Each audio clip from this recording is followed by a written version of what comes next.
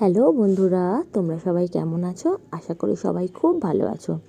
এই ভিডিওটা হচ্ছে শিবরাত্রির দিন করেছিলাম, তো অনেকটা দেরি হয়ে গেল। তো সেদিন সকালবেলা চলে গেছিলাম আমাদের বাড়ির সামনে মন্দিরে, কল্যাণেশ্বর তলায়। তোমরা সেটা অনেকেই জানো। তো আমরা লাইন দিয়েছিলাম 6টা থেকে, আমার ভাই যেটা লাইন দিয়েছিল। তো তাড়াতাড়ি এই জন্য আমাদের পুজোটা দেওয়া হয়ে গিয়েছিলো 9:42 নাগাদ। তো শিবরাত্রির চতুর্দশীটা পড়েছিল। তো আমরা দাঁড়িয়েছিলাম এখানে 9:42 সময়। তো সামনে যারা ছিল তারা আগে চলে গিয়েছিল, তারপর আমরা ওয়েট করছিলাম।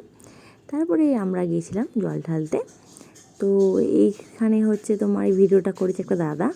তো আমি তো গিয়ে জল দেওয়ার সময় তো ভিডিও করতে পারবো না, কারণ সেদিন প্রচুর ভিড় থাকে, আর ভিডিও করলে অনেকটাই দেরি হয়ে যাবে এবং অনেকেরই অসুবিধা হবে।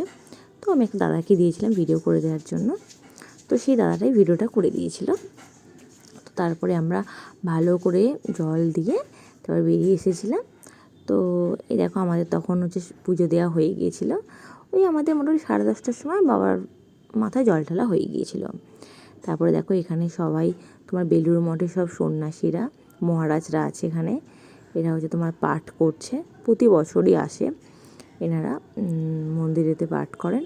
তো আমরা হচ্ছে তারপরে তোমার আর একটা শিবের মন্দিরে, মানে শিব ঠাকুরটা জল দিতে গেছিলাম। অনেকেই এখানে জল দেয়, কারণ যারা হচ্ছে তোমার মন্দিরে অনেকক্ষণ দাঁড়াতে পারে না, তারা হচ্ছে ছোটো শিবকে জল দিয়ে দেয়। আমরা এখানে ছোটো শিব বলি।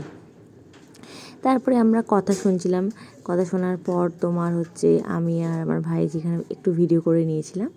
তারপরে তোমার মায়ের কাছে গিয়েছিলাম পুজো দিতে, বাবার কাছে দেওয়ার পর মায়ের কাছে।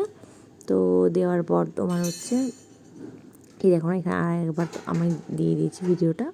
তারপরে দেখো তারপরে মহারাজরা এসে লাইনে দাঁড়িয়েছিল, এনাদের আবার আলাদা লাইন ছিল। তখন অনেকটাই দেরি হয়ে গেছিলো, তখন 11টা বেজে গেছে। আর তারপরে আমরা বাড়ি চলে গেছিলাম বিকেলবেলা। একবার এসেছিলাম দেখতে কত দূর লাইন আছে। তারপরে দেখলাম ভালোই লাইন তখনও ছিল বিকালবেলা, এখন তোমার 5টার সময়।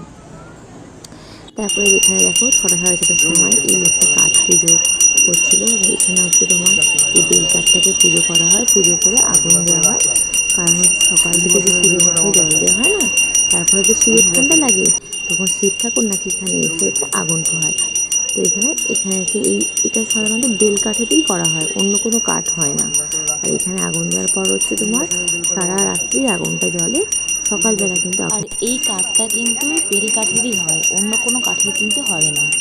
আর এটা কিন্তু যখন পুজো করে তারপরে জ্বালানো হয়।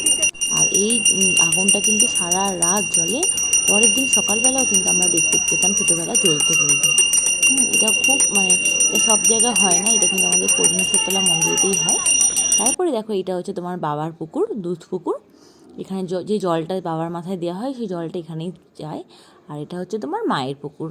এখানে আমরা ছোটোবেলায় স্নান করতাম, এখন আর করা হয় না, আর খুব কম মানুষই এখন করে।